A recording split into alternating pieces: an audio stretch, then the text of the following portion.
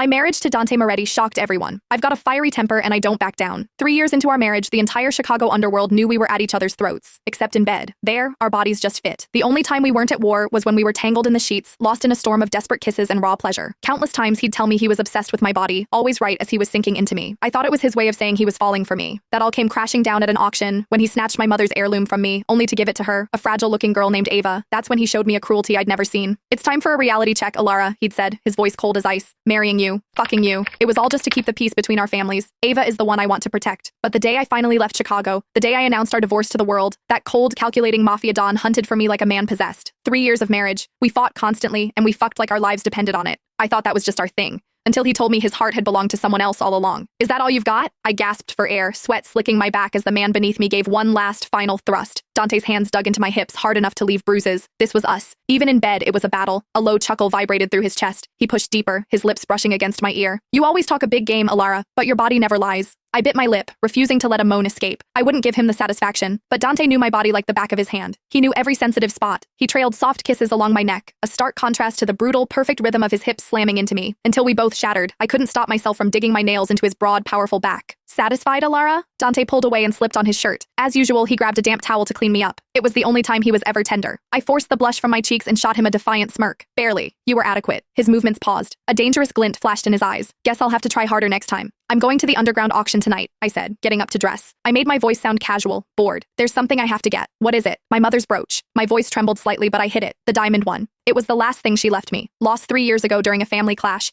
and it had finally resurfaced on the black market. Dante fastened his cufflinks, his tone indifferent. "If you don't win it, I'll buy you something else to make up for it." My heart skipped a beat. A warmth spread through my chest. Was that concern? Maybe. Maybe he wasn't completely heartless. The auction was held in an abandoned factory on the outskirts of the city. Dim lights cut through the gloom, illuminating the faces of the city's most dangerous players. Dressed in a black gown, I sat in a corner, waiting. Next up, a 19th century diamond brooch. Bidding starts at 500,000. The auctioneer's voice echoed. My palms started to sweat. 600,000. 700. 1 million. I raised my paddle. 1.5 million, I said, my voice clear. The room fell silent. That price was far beyond the brooch's actual worth. I thought it was mine. Then I saw him, Dante. And next to him stood a delicate-looking girl. She sighed. "Oh my God, that brooch is beautiful. I wonder who will be lucky enough to own it." Someone like me, with my background, I could never be worthy of something like that. She looked down, the picture of heartbroken innocence. I saw Dante's eyes flick to me. There was no surprise in his gaze, just a cold, calculating calm. 2 million, he said, raising his hand. His voice was low and powerful. My blood ran cold. "Dante, what are you doing?" I shot to my feet, my voice shaking. He ignored me and raised his paddle again. 3 million. No one else dared to bid against the heir to the Moretti family. I gritted my teeth. 4 million. Dante didn't even look at me. 5 million. Sold. The auctioneer's gavel fell like a hammer blow to my heart. I watched, paralyzed, as Dante walked on stage and took the brooch. The pink diamond glittered under the lights. It